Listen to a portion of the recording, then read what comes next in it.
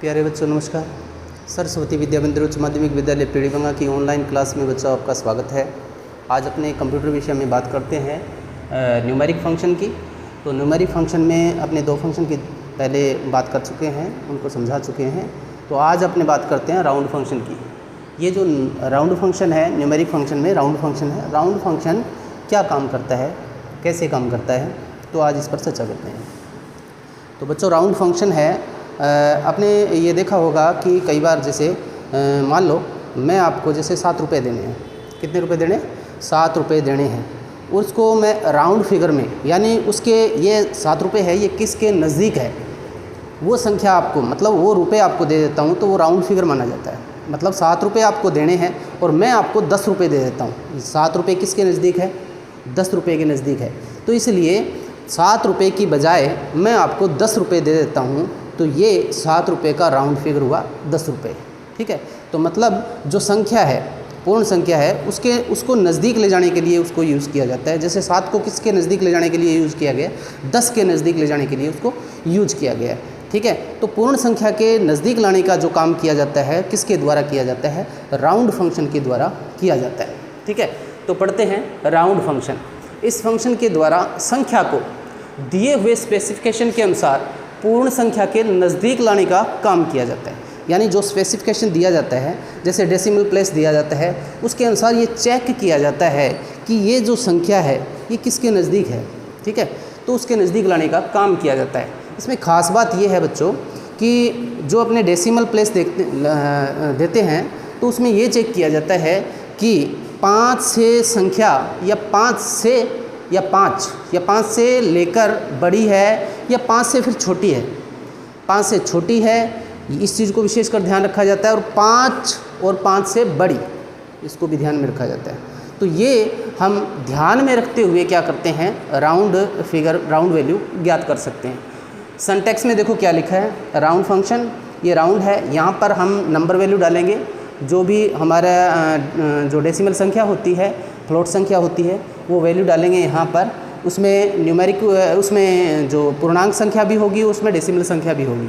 तो यहाँ पर हम डेसिमल प्लेस डालेंगे कि क्या 0 है या 1 है या 2 है। इस प्रकार से ये हुआ हमारा सिंटैक्स। अब आगे एग्जाम्पल को देखिए। एग्जाम्पल में हमने सेलेक्ट स्टेटमेंट का यूज़ किया है। सेलेक्ट स्टेटमेंट का यूज करके ही फंक्शन का इस्तेमाल किया जाता है। तो सेलेक्ट स्टेटमेंट का यूज़ करके राउंड फंक्शन का हमने इस्तेमाल किया, राउंड। उसके बाद में 12.173,0 एज राउंड, इसका हमने यूज़ किया। अब गौर से देखें तो ये हमारी जो है नंबर संख्या है और ये हमारा डेसिमल प्लेस है। ठीक है। डेसिमल प्लेस अगर 0 है, ठीक है, तो यहाँ ये जो डॉट है इसको 0 है, इसके बाद में इसको 1, इसको 2, इसको 3 ऐसे माना जाता है। तो यहाँ पर देखेंगे डेसिमल प्लेस 0 है, यानी यहाँ तो ये जो 0 संख्या है हमारी यहाँ पर, तो ये क्या है आगे, क्या 5 से बड़ी है या 5 से छोटी है? 5 से ये 0 कुछ भी नहीं है। ठीक है। तो ना तो ये हम कह सकते हैं कि 5 से बड़ी है या अपने 5 से छोटी है, ये 0 है, कुछ भी नहीं है। तो हमारा जो ये जो पूर्णांक संख्या है वैसी की वैसी ही एज इट वैसी रह जाएगी। ठीक है। आगे चलते हैं, ध्यान से देखना। सेलेक्ट राउंड 12, उसके बाद में डॉट लगा के 173, यहाँ पर हमने 0 की बजाय 1 दे दिया है। क्या दे दिया? 0 की बजाय 1 दिया है। इसके बाद में देखो यहाँ पर एज राउंड, अब ये जो मान लो 0 मान लिया, इसको 1, इसको 2, इसको 3 मान लिया आपने। ठीक है। तो ये जो 1 दिया है हमने, यहाँ गौर से देखो, ये 1 दिया है तो 1, ये 0 है, ये 1 है, इसके जस्ट आगे वाली संख्या को चेक किया जाता है। ये हम संख्या चेक करेंगे, क्या ये 5 से बड़ी है? गौर से देखें, ये 5 से बड़ी है या 5 से छोटी है या 5 है? गौर से देखिए, ये 7 5 से तो बड़ी है। 5 से बड़ी है तो होगा क्या, जस्ट इसके आगे वाली संख्या बढ़ जाएगी, 1 बढ़ जाएगी। तो ये क्या उत्तर आएगा? 12.2। क्या आया उत्तर? 12.2। फिर से रिपीट करता हूँ। जैसे मान लो हमने यहाँ पर क्या दिया, 1 दिया है, तो यहाँ पर ये इसको डॉट के बाद, डॉट ये 0 माना जाता है। इसके बाद में क्या है, हमने यहाँ पर इसको 1, इसको 2 मान लिया, इसको 3 मान लिया। तो ये अपना 1 था, तो 1 के जस्ट आगे इसको 1 मान लिया, तो इसको आगे जस्ट, यहाँ पर कुछ भी संख्या हो सकती थी। ठीक है। तो इसको एक बार के लिए 1 माना, इसको आगे क्या, इसके आगे वाली संख्या को हम चेक करेंगे। जस्ट आगे वाली संख्या को चेक किया जाता है। तो आगे वाली संख्या ये चेक करना होता है कि वो 5 है या 5 से बड़ी है। या फिर 5 से छोटी है, ये चेक किया जाता है। अगर वो 5 से छोटी होती वो संख्या, तो हमारे पास हमारा उत्तर क्या होता, 12.1 होता। अगर वो 5 से छोटी होती, अगर वो 5 से बड़ी है, बड़ी है मतलब 7 क्या है, 5 से बड़ी है, बड़ी है तो ये जो बड़ी होते ही ये क्या है, ये 1 की बजाय यहाँ पर क्या बढ़ जाएगा, 1 और बढ़ जाएगा, तो इसकी जगह क्या हो जाएगा, 2 हो जाएगा। तो हमारा उत्तर क्या बना, ये 12.2। ठीक है, आगे फिर से एक और एग्जांपल है, सेलेक्ट राउंड 125.315,2 एज राउंड। ये हमने लिखा, यहाँ 1 लिखा था, यहाँ पर अब क्या लिखा हमने, 2। अब ध्यान से देखना वही चीज़ें हैं यहाँ पर, इसको हमने 0 माना था, इसको 1, इसको 2, इसको 3। तो ध्यान से देखना यहाँ क्या दिया हमने, 2 दिया है, तो ये तो 1 माना था, ये 2 है, तो 2 के बाद में आगे वाली जस्ट आगे वाली संख्या को चेक किया जाता है कि वो 5 है या 5 से बड़ी है। गौर से देखें, ये 5 ही है, 5 से है, 5 है या 5 से बड़ी है, तो एक बढ़ेगा। ठीक है, और बढ़ेगा कहाँ, इस आगे वाली संख्या में एक बढ़ जाएगा।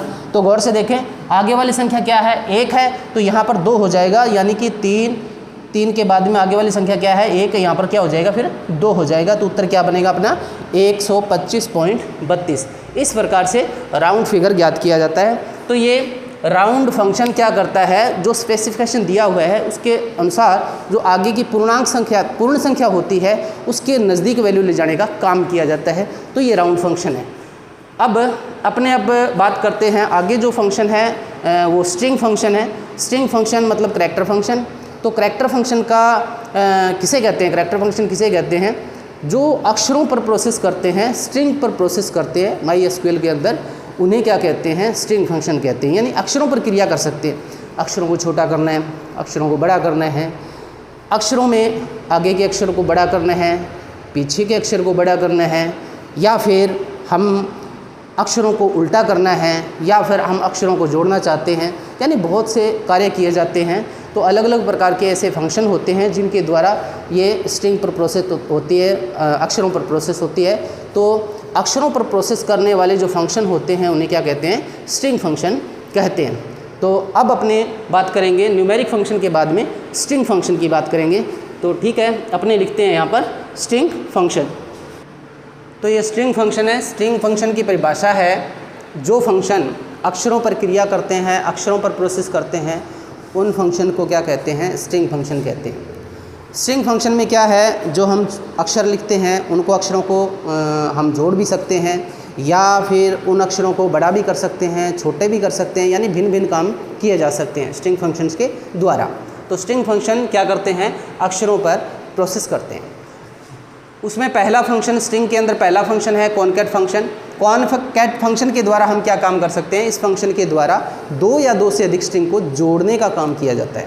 यानी हम करैक्टर को जोड़ सकते हैं, कोई भी स्ट्रिंग है उनको आपस में जोड़ के डिस्प्ले ले सकते हैं। जो भी हम करैक्टर है दिखते हैं उनको आपस में जोड़ा जा सकता है। सिंटैक्स क्या है इसका, कॉनकैट एक्सप्रेशन 1, एक्सप्रेशन 2, एक्सप्रेशन 3। यानी इस एक्सप्रेशन के अंदर हम क्या कर सकते हैं, किसी भी स्ट्रिंग को लिख सकते हैं जिसको हम जोड़ना चाहते हैं, उसको हम जोड़ सकते हैं। इसके बाद में पहला जो हमारा उदाहरण है वो क्या है, पहला जो उदाहरण है सेलेक्ट कॉनकैट भागीरथ वर्मा। यानी मैंने अपना खुद का नाम लिखा है, सेलेक्ट कॉनकैट फंक्शन का हमने यूज़ कर लिया। उसके बाद में ब्रैकेट, ध्यान से देखना इसके अंदर मैंने नाम जो लिखा है उस नाम को सिंगल कोटेशन के अंदर लिखा है, उसी प्रकार से आपको भी लिखना है। नाम लिखने के बाद में, यानी ये स्ट्रिंग लिखी है, स्ट्रिंग को कोटेशन में लिखा है, सिंगल कोटेशन में। उसके बाद में एक स्ट्रिंग लिखने के बाद में मैंने क्या लगाया, कॉमा लगाया है। उसके बाद में मैं दूसरी स्ट्रिंग जो हम इसके अंदर जोड़ना चाहते हैं, उस दूसरी स्ट्रिंग को लिखा है, वर्मा लिखा है मैंने, और इस वर्मा को भी यानी कि इस स्ट्रिंग को भी मैंने सिंगल कोटेशन में लिखा है। इसके बाद में मैंने तीसरी कोई स्ट्रिंग नहीं लिखी है तो हम क्या करेंगे, ये ब्रैकेट है हम यहाँ पर बंद करेंगे और सेमीकोलन लगा देंगे।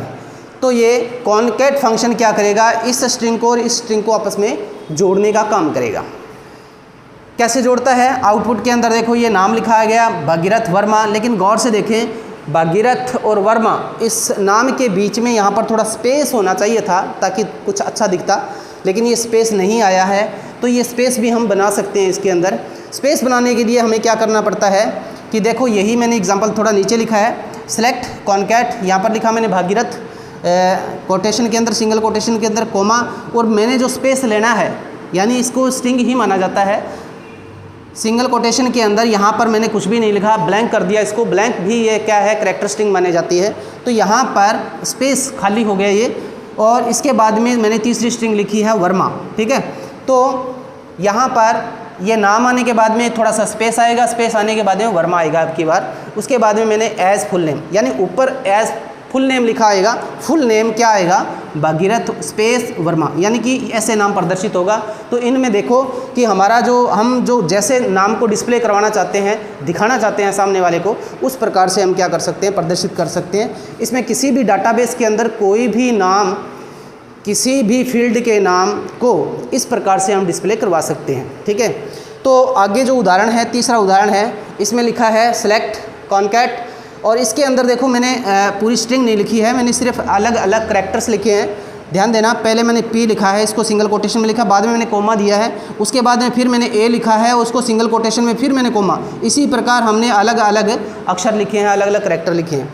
अब इन करैक्टर्स को ये फंक्शन कॉन्कैट फंक्शन क्या करेगा, आपस में इनको जोड़ने का काम करेगा। तो देखो नीचे आउटपुट में क्या प्रदर्शित होगा, पावन, और मैंने कैपिटल में लिखा है सो कैपिटल में प्रदर्शित होगा, अगर मैं स्मॉल में लिखता तो स्मॉल में प्रदर्शित होगा। तो स्ट्रिंग फंक्शन के अंदर ऐसे भी फंक्शन है जो अक्षरों को कैपिटल भी कर देते हैं और अक्षरों को स्मॉल लेटर में भी प्रदर्शित कर देते हैं। तो बहुत से फंक्शन हैं, उनमें से एक फंक्शन आपको मैंने अभी बताया जो है वो कॉन्कैट फंक्शन है, और इसके द्वारा हम क्या कर सकते हैं, स्ट्रिंग को आपस में जोड़ सकते हैं। ठीक है,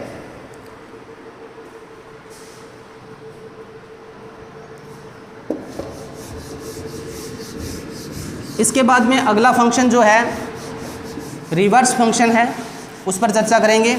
रिवर्स फंक्शन क्या होता है, स्ट्रिंग फंक्शन के अंदर रिवर्स फंक्शन के द्वारा हम क्या कर सकते हैं, अक्षरों को पलट सकते हैं, उलट सकते हैं, यानी कि पलट के किसी करैक्टर को प्रदर्शित करना चाहते हैं तो रिवर्स फंक्शन के द्वारा ऐसा कार्य किया जा सकता है। ठीक है,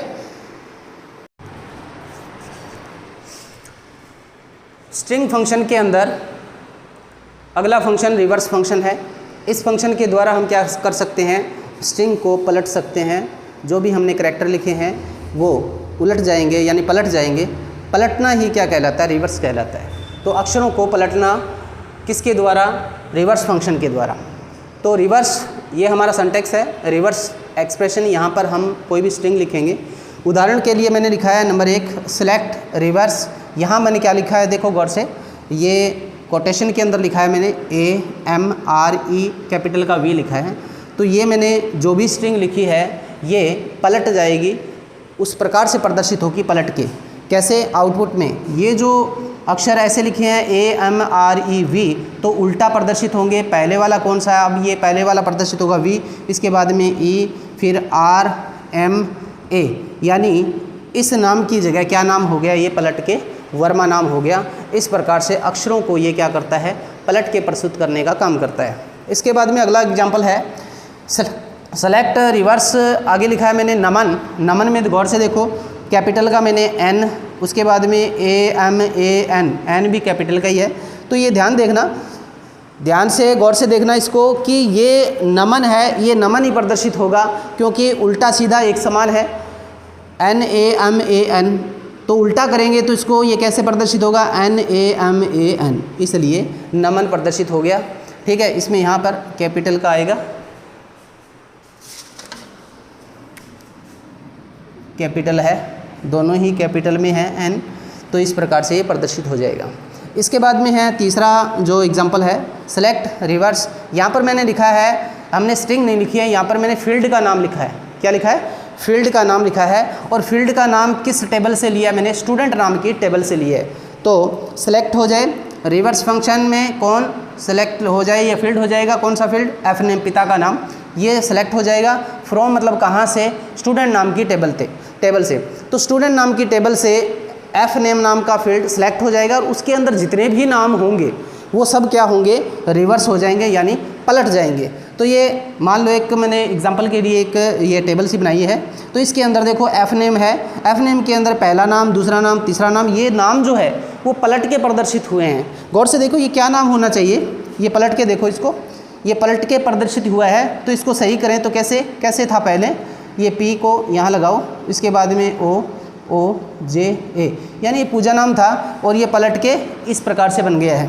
और ये क्या नाम होना चाहिए इसको, यानी पलट के प्रदर्शित हुआ है तो इसके पहले क्या था ये, तो अपने लिखेंगे ये R पहले लिखेंगे, उसके बाद में AMAN, यानी रमन नाम था ये, और ये नाम ऐसे बन गया, पलट के प्रदर्शित हो गया। इसी प्रकार आगे का जो नाम है वो क्या होना चाहिए, तो हम लिखेंगे SUMAN,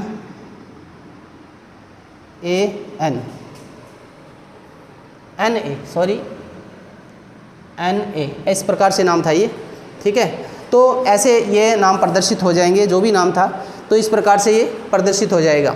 यानी पहला करैक्टर ये हो गया, दूसरा ये हो गया, तीसरा ये हो गया, चौथा ये हो गया, पांचवा। अगर इसको सही करते हैं तो मान लो इसको सुमन नाम होना चाहिए था ये, तो कैसे करेंगे अपने इसको, यहाँ पर सुमन होता तो SUMAN, सुमन होता तो कैसे प्रदर्शित होता ये, पहले यहाँ पर N फिर AMU और कैपिटल का S, ऐसे प्रदर्शित होता। तो इस प्रकार से क्या है, ये जो नाम पहले सही थे और एफ नेम के अंदर हमने रिवर्स फंक्शन का यूज किया। इस टेबल से, स्टूडेंट नाम की टेबल से ये नाम है ये पलट जाएं तो ये पलट के प्रदर्शित हो गए। तो कहने का मतलब ये है, स्ट्रिंग फंक्शन में एक ऐसा फंक्शन, ये रिवर्स फंक्शन है जो किसी भी स्ट्रिंग को पलट सकता है, उलट सकता है। स्ट्रिंग को पलटने के लिए रिवर्स फंक्शन का यूज किया जाता है, ठीक है।